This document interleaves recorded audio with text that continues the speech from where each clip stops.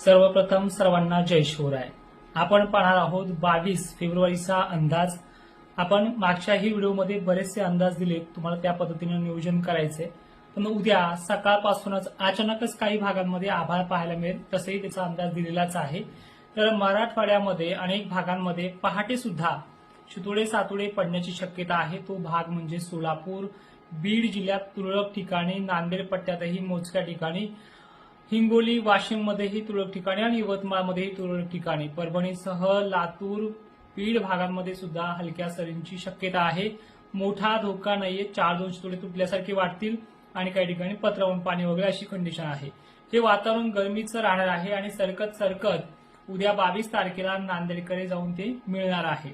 म्हणजे या 2-3 वाजेपर्यंत हे वातावरण निवळून जाईल या भागांमधलं आणि परत 4-5 वाजता 2:30 वाजता ढग निघायला सुरुवात होईल छत्रपती संभाजीनगरला, नाशिक सारख्या ठिकाणी आणि लगेच पुन्हा 22 तारखेला दिवस मावळला की लगेच सांगली जिल्ह्यात मोजक्या ठिकाणी आभाळ येईल। स्थानिक वातावरणाचा पडला धोका तर काही सांगितलेलाच नाहीये। लातूर, बीड आणि जालन्यात मंठा वगैरे साईडमध्ये काही ठिकाणी स्थानिक वातावरणाचे शितोडे पडले तर पडले। आता तुम्ही म्हणताल शितोडे सातोडे सांगताय आणि मोठा पाऊस कधी सांगितलेला ते देखील पहा, मागच्याही व्हिडिओमध्ये सांगितलेलं आहे। तर उद्या आभाळ येईल, घाबरण्यासारखं काही नाहीये, ठीक आहे। आणि मंगळवारी सुद्धा वातावरण मोठं असणार आहे, ते कसे ते देखील पाहूयात।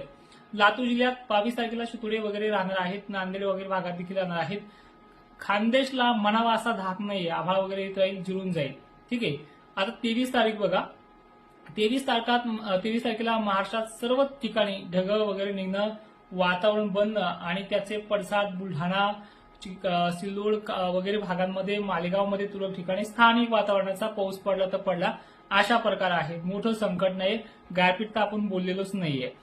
त्यानंतर सोमवारचा 23 तारखेचा वातावरणाची भीती असलेला भाग म्हणजे धर्माबादमध्ये मोजक्या ठिकाणी स्थानिक वातावरणाचा पाऊस पडू शकतो, नांदेडमध्ये देखील पडू शकतो। त्यानंतर कन्नड, सिल्लोडमध्ये स्थानिक वातावरणाची भीती आहे। लग्न कार्य असतील तर घाबरू नका, हे एक झटका आहे 15-20 मिनिटाचा, नंतर आभाळ जिरून जाईल। त्यानंतर परिस्थिती अशी आहे, जवळपास 24 तारखेची ह्या दिवशी वातावरण थोडं मोठं बनणार आहे तेलंगणा वगैरे मार्गेमध्ये। नागपूर जिल्ह्याला देखील या दिवशी वारं, काहूर, काही ठिकाणी पाऊस वगैरे पडणं अशी घटना होणार आहे। आणि या 24 तारखेचा वातावरणाचा प्रभाव जो आहे तो अहिल्यानगर, पुणे साईडला, नाशिक जिल्ह्यामध्ये, मालेगाव, साक्री आणि छत्रपती संभाजीनगरमध्ये आभाळ भरगच्च येणार आहे। ज्या ज्या भागांमध्ये ह्या 24 तारखेला वातावरण शांत असल्यासारखं वाटेल, पण त्या ठिकाणी सतर्क राहायचं आहे।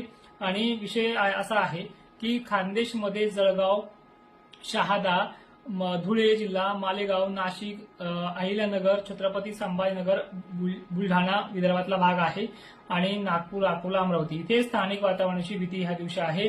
आणि अचानक आलेल्या आभाळामुळे वारं, काहूर देखील सुरू शकतं। त्यानंतर विषय विनंती अशी आहे, घाबरले जाऊ नका, धोका मोठा नाहीये आणि मोजक्याच ठिकाणी हा पाऊस पडणारा आहे। तर आणखीन आपण सविस्तर माहिती उद्याच्या व्हिडिओमध्ये घेऊयात, कारण की कालही व्हिडिओ दिलाय त्यामध्येही सविस्तर सांगितलेलं आहे आणि उद्या का सविस्तर सांगायचं, कारण की आज धावपळीमध्ये आपण हे अंदाज देण्याचा प्रयत्न केलाय।